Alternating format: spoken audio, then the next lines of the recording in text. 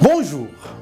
Dans le numéro précédent, nous avions essayé, d'une manière on ne peut plus claire, à brosser l'éclairage sur les concepts civisme fiscal.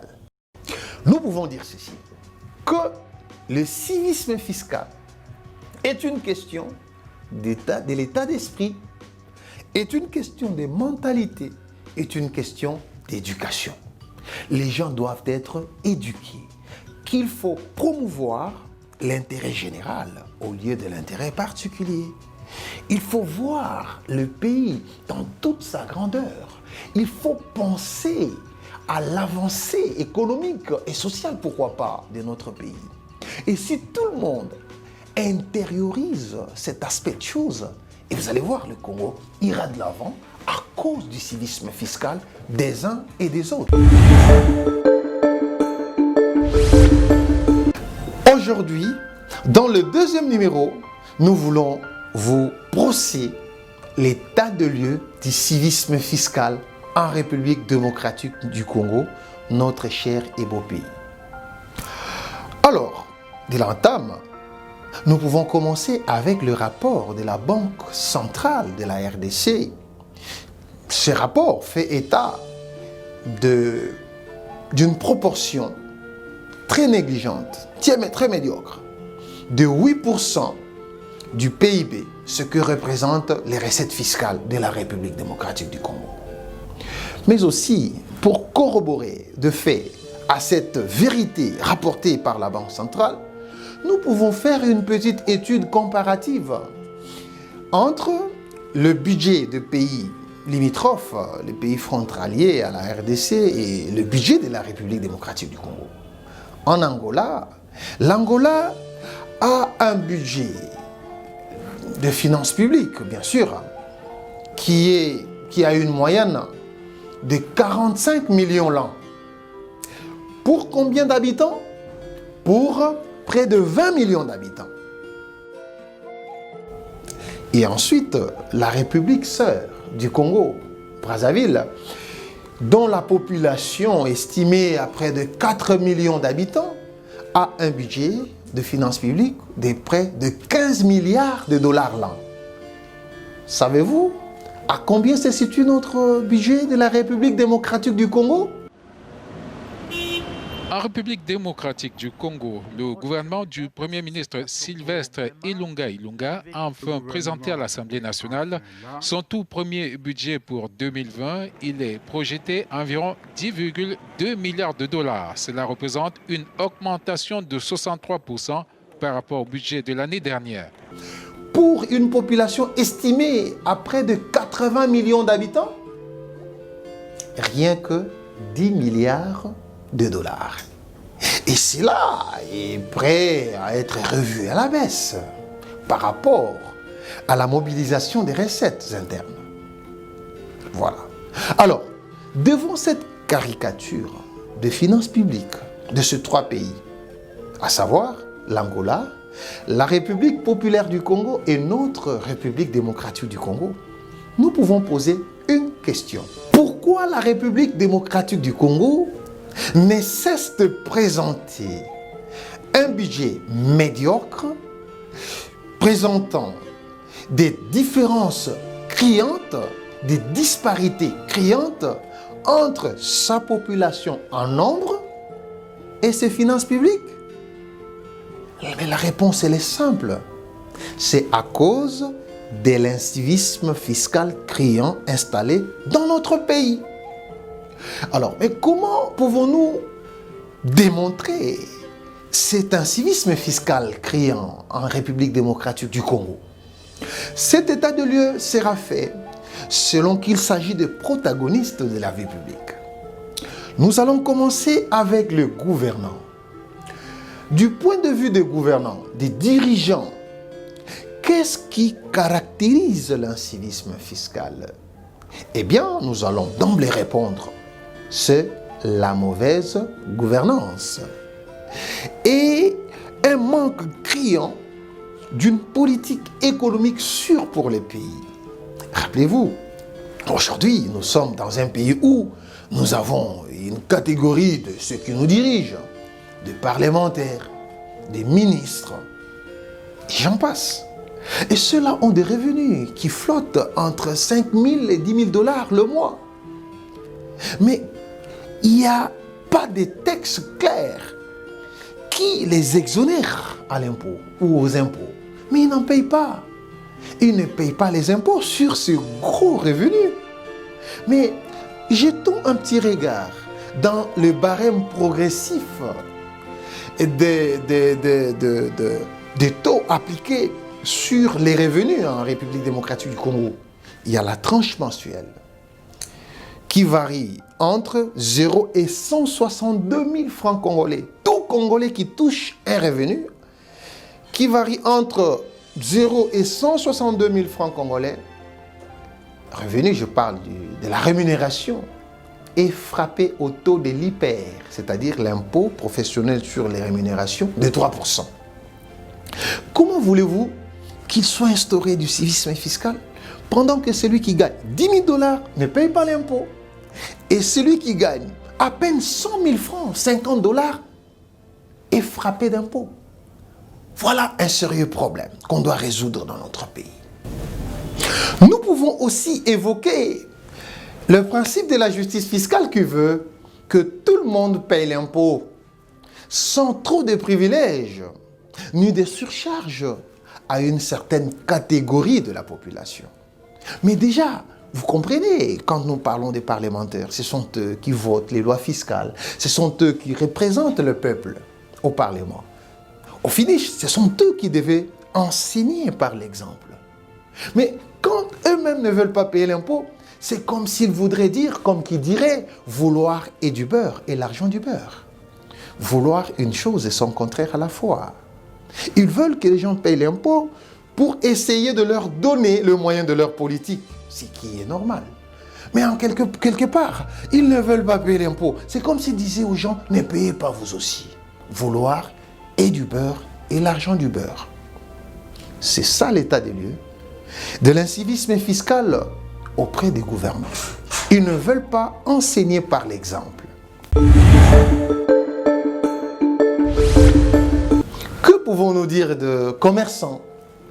Le commerçant constitue des contribuables privilégiés auxquels l'administration fiscale devait porter une attention attentive.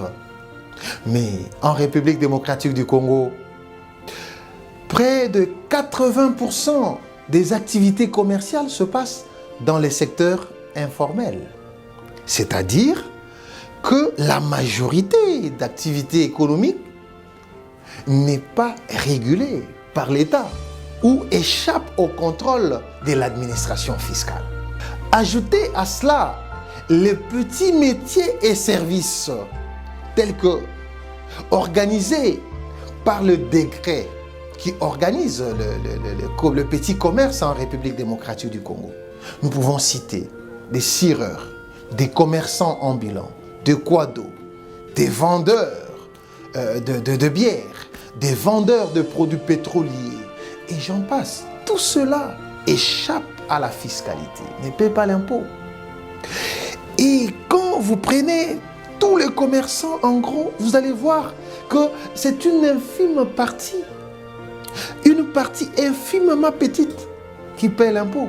Alors que les grandes activités commerciales en RDC qui réalisent des revenus énormes ne sont pas contrôlées par l'administration fiscale. D'où, par ricochet, ne payent pas l'impôt. C'est cette caricature que nous avons de l'état de lieu, de l'incivisme fiscal auprès des commerçants. Que pouvons-nous dire des agents du fisc? Les agents du fisc sont des personnes qui travaillent pour le compte de l'État pour mobiliser les recettes des impôts, les recettes fiscales. Mais selon 3 études réalisées sur les administrations fiscales africaines, il est malheureusement constaté une relation étroite entre l'incivisme fiscal et la fraude fiscale, et même la corruption. Bon, loin s'en faut pour moi l'idée de tourner les agents du fisc au pilori. Ce sont des personnes qui travaillent pour le bien-être du pays.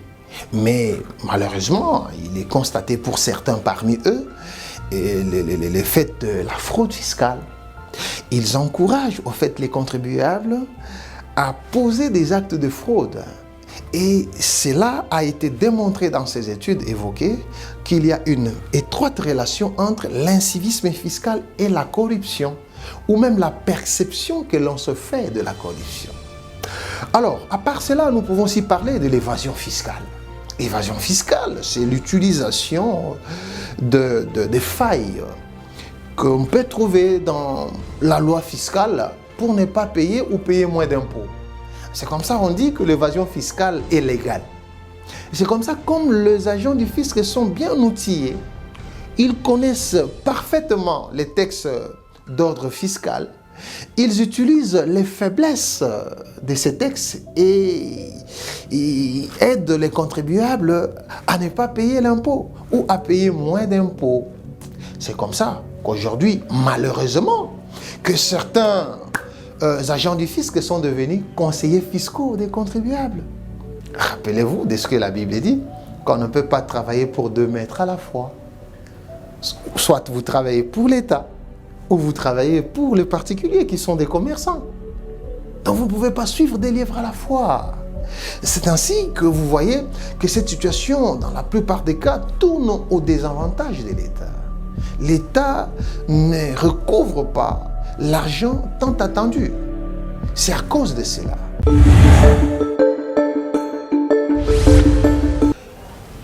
Que dire de la population? Le souvenir le plus frais est celui de 2012.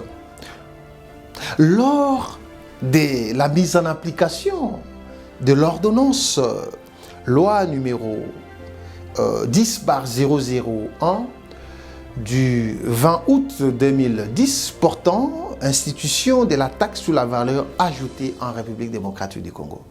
Vous le savez si bien comment la population congolaise a mal accueilli la TVA. Mais qu'est-ce qui fait qu'aujourd'hui la population congolaise n'aime pas l'impôt ou n'aime pas qu'on lui parle de l'impôt? C'est le manque de vulgarisation qui, au contraire, serait un élément important du civisme fiscal.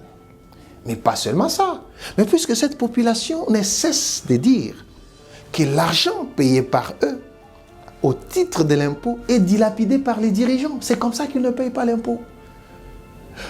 Prenant tous ces protagonismes ensemble, nous allons dire que du point de vue des gouvernants, des commerçants, des agents du fisc et de la population, il existe un incivisme fiscal criant en République démocratique du Congo. En définitive, que pouvons-nous donner comme résumé en ce qui concerne l'état de lieu du civisme fiscal en République démocratique du Congo? Nous avons donné une situation sombre.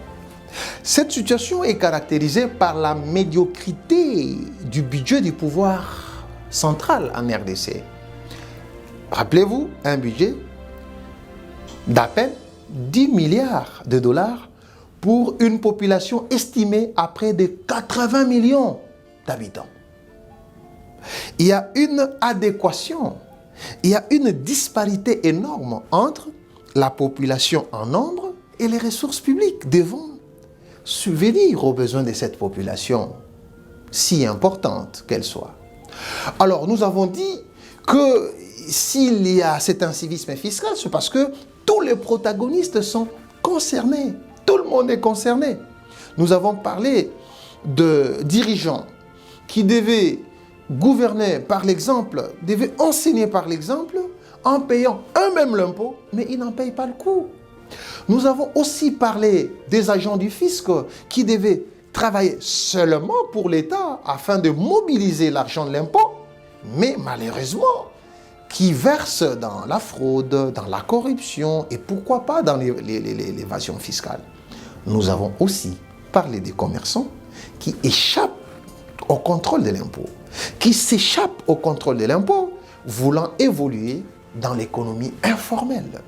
Et nous avons parlé même du décret qui organise le petit métier et services en RDC, où il y a une grande partie d'activité économique qui ne payent pas l'impôt.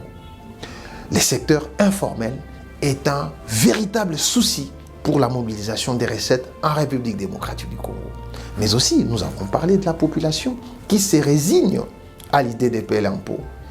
Pourquoi? Parce que, selon cette population, elle estime que l'argent de l'impôt n'est pas bien affecté, ou encore il est dilapidé par ceux qui les gèrent. Et tout point fait, nous avons dit qu'il existe un incivisme fiscal criant en République démocratique du Congo. Prochainement, nous reviendrons pour vous faire découvrir les différentes causes de cet incivisme fiscal tant décrié.